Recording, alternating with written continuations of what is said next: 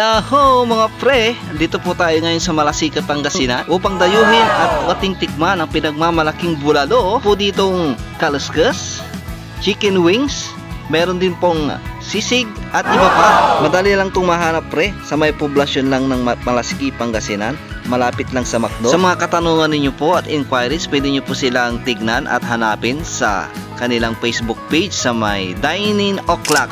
So ano pa ang mga inaantay yung mga ka-adventure? Dito na po tayo. Yayain na po natin sina ate, si kuya, nanay, tatay at ang buong pamilya. Isama na rin natin mga katropa. At syempre sinama ko na rin po si Mrs. para matikman ang pinagmamalaking bulalo dito sa Malasica, Pangasinan. At dito na rin po kami nag-date. At ito nga pala yung may-ari ng Dine O'Clock. Mayroon din po parang mga milk tea dito, ice coffee at iba pa. Yan, mag-i-enjoy inyong family at inyong mga kaibigan dito sa Dine O'Clock. Hanggang dito na lang po mga ka-adventure at kita-kits ulit tayo sa aking next vlog.